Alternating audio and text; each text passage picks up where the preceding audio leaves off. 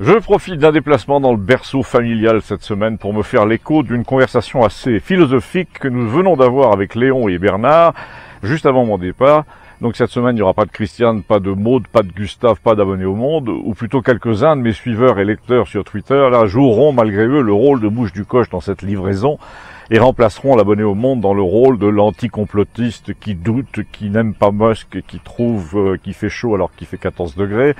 et que la nature risque de prendre feu alors qu'elle est trempée, et que la planète se réchauffe alors que, ici dans les alpages, la neige nous menace à 2000 mètres d'altitude. J'en profite pour relier cet endroit de la Savoie nommé Saint-Nicolas-la-Chapelle à Campagnole, en vous révélant d'abord que lorsque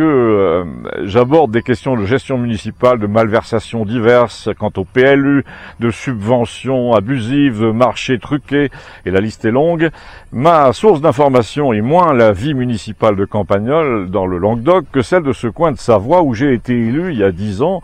et qui était un microcosme parfait de tous les vices qui affectent la gestion locale française. Je vais vous donner un exemple. La mairesse était chef d'agence au Crédit Agricole, ce qui fait qu'elle était à la fois capable de délivrer ou de refuser des permis de construire et de gérer le patrimoine des 3/4 des propriétaires du pays.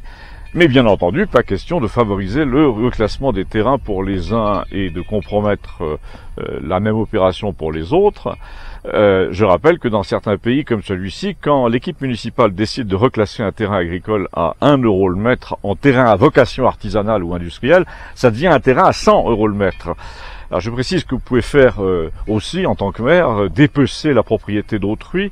de gens qui ne vous conviennent pas, en la divisant selon les parcelles entre zones d'habitation et zones de sport et de loisirs, par exemple. Ça veut dire qu'alors que vous avez un très gros jardin d'1 demi-hectare, vous découvrez un matin sur le PLU que la mairie a décidé que la moitié de votre bien devenait une zone de loisirs et d'activités sportives, donc inconstructible. Enfin, tout ça pour dire que lorsque je parle des absurdités de la gestion des mairies, des cantines, des associations, de l'eau, de la communauté de communes, des petits calculs pour devenir grand électeur au Sénat, c'est de ce pays-ci que me vient mon expérience et non de Campagnole. Et il y a aussi un autre sujet qui s'y rapporte à ce pays-ci et qui est le sujet du jour, un sujet que je vous inflige pour la 2e fois, celui dont nous avons parlé de manière philosophique l'autre jour avec Léon et Bernard, vous savez, le guérisseur ancien moine, etc. C'est celui de l'intelligence artificielle. Ne protestez pas comme l'abonné au monde ou comme quelques-uns de mes suiveurs ici qui disent « mais c'est de la foutaise tout ça, cette intelligence artificielle, je comprends pas qu'un esprit éveillé comme le vôtre accorde de l'importance à ces horreurs qui sont une offense à la vraie intelligence ». Eh bien, vous allez voir que c'est pas si simple que ça. On va même faire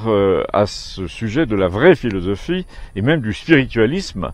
Mais je voulais commencer par le rapport entre ce sujet et le village de Saint-Nicolas-la-Chapelle en Savoie, que je n'ai pas encore révélé, qui est assez direct. Pourtant, figurez-vous qu'à propos de ce petit village qui regarde le Mont Blanc, j'ai interrogé l'intelligence artificielle graphique, celle qui m'intéresse au premier chef, à la demande d'un ami local qui tient un site internet, un blog municipal. J'ai donc fait imaginer sur sa commande, à une matrice mémorielle, à une intelligence artificielle gratuite qu'on appelle open source, nommée Stable Diffusion, la bénédiction de l'église locale de Saint-Nicolas-la-Chapelle en 1677 par l'évêque de Genève, et accessoirement l'ascension du mont Charvin, qui est derrière le village, par des bergers anonymes. Et si vous consentez, comme d'habitude, à me suivre en pays libre, au moyen des 2 liens ci-dessous, vous verrez défiler, pendant que je parle, le résultat de ma requête d'images en provenance d'un continent stupéfiant qui n'est plus celui de la mémoire visuelle de l'humanité, laquelle est littéralement en cours d'inventaire, mais celui d'une véritable invention qui en est issue, d'une création incontestablement fruit du hasard, avec comme prétexte de départ ces 2 commandes que j'ai reçues, donc consécration d'une église au XVIIe siècle et ascension d'un sommet par des bergers la même année. À tout de suite pour le visionnage et les commentaires et la réflexion sur les conséquences de tout ça. Merci.